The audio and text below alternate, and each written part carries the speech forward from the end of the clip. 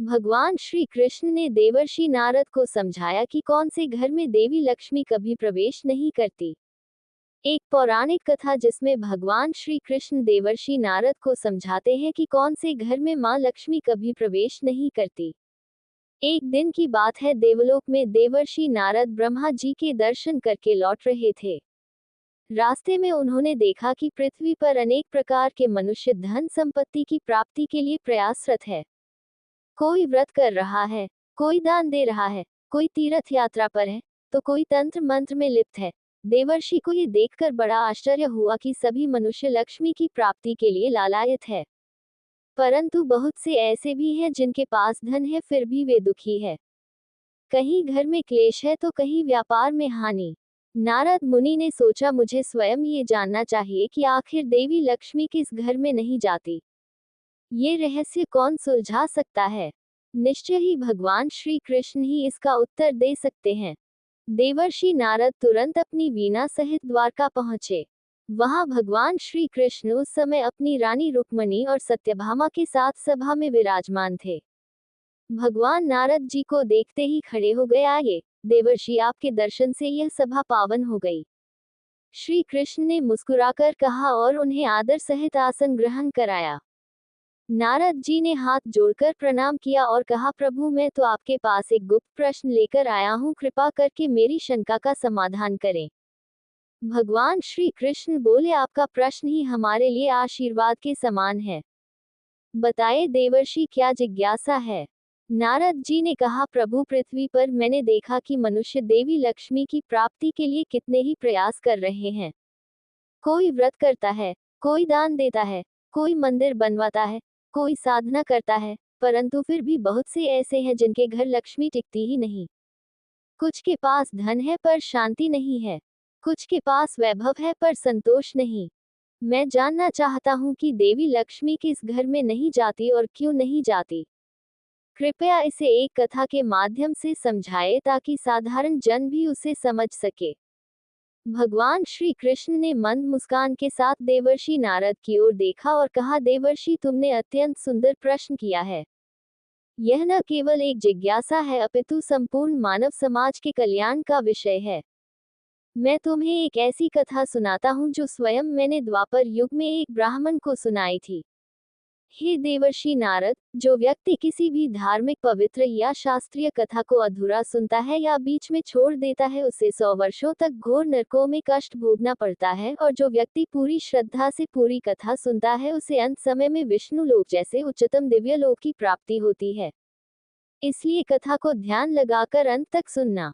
भगवान श्री कृष्ण कथा सुनाना आरंभ करते हैं और कहते हैं, कई युगों पहले कौशाम्बी नामक नगर में श्रीधर नामक एक ब्राह्मण रहता था। वे विद्वान था, संस्कृत का ज्ञाता था और यज्ञ तथा पूजा पाठ में निपुण था, लेकिन उसका स्वभाव अत्यंत क्रोधी, कटुवाणी वाला, घमंडी और लोभी था। वह न तो किसी भूखे को भोजन देता, न किसी अतिथि का स्वागत करता। उसकी पत्नी कौशल्या एक सज्जन स्त्री थी, परंतु पति के डर से मौन रहती। घर में अन्न होते हुए भी वह किसी को भोजन नहीं करवा सकती थी। श्रीधर प्रतिदिन पूजा करता, लेकिन उसका हृदय करुणा रहित था। वह गायों को मारता पीटता, सेवकों को गालियां देता और भोजन में अपवित्रता करता। एक दिन उसकी पत्नी ने पूछा, स्वामी, आप इतनी पूजा पाठ करते हैं फिर भी हमारे घर में लक्ष्मी क्यों नहीं ठहरती? धन आता है पर चला जाता है, कोई सुख नहीं है, कोई शांति नहीं है। श्रीधर क्रोधित होकर बोला, तू क्या जाने धर्म और पूजा का महत्व? मैं ब्राह्मण हूँ, मेरा काम पूजा करना है, लक्ष्मी खुद आकर चरणों में बैठनी चाहिए। उसी रात जब श्रीधर पूजा कर रहा था तो उसके सपने में एक देवी प्रकट हुई। उन्होंने कहा, हे ब्राह्मण, तुझ में तप है पर करुणा नहीं, तुझ में ज्ञान है पर दया नहीं, तू किसी की सेवा नहीं करता, दान नहीं करता, भोजन नहीं बांटता। मैं लक्ष्मी हूँ, मैं ऐसे घर में नहीं ठहरती जहाँ अतिथि का अपमान होता है, गौ माता को कष्ट दिया जाता है, स्त्रियों का तिरस्कार होता है, लोभ और घमंड व्याप्त होता है, वाणी में कटुता और मन में अहंकार होता है। जहाँ स्वार्थ की अग्नि जलती हो वहाँ मेरा वास नहीं होता। ये कहकर देवी लक्ष्मी अंतर्ध्य हो गई। कथा समाप्त करके श्री कृष्ण बोले, देखो देवर्षि, पूजा केवल शरीर की क्रिया नहीं है, वह आत्मा की शुद्धता का परिणाम होनी चाहिए।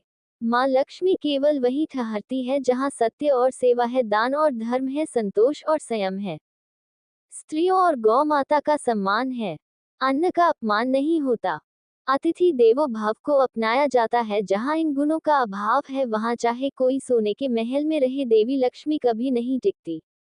श्री कृष्ण की वाणी सुनकर नारद जी अत्यंत प्रसन्न हुए। उन्होंने कहा, प्रभु, आज आपने वह ज्ञान दिया है जो मनुष्यों को लक्ष्मी के असली स्वरूप को समझा सकता है। अब मैं ये कथा पृथ्वी लोक में अवश्य सुनाऊंगा।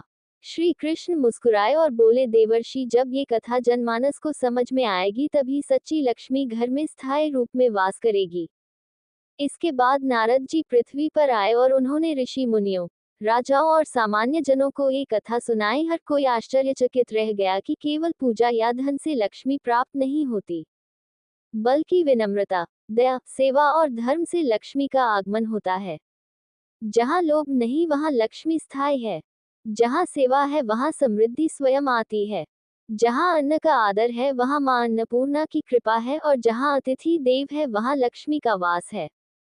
तो दोस्तों, आपको जानकारी कैसी लगी कमेंट करके जरूर बताएगा। जानकारी अच्छी लगी हो तो वीडियो को लाइक, शेयर, आध्यात्मिक कथा चैनल को सब्सक्राइब जरूर कीजिएगा। वीडियो में अंत तक बने रहने के लिए धन्यवाद। एक बार जाते जाते कमेंट बॉक्स में जय लक्ष्मी माँ की हाजिरी लगाते हुए जाएं।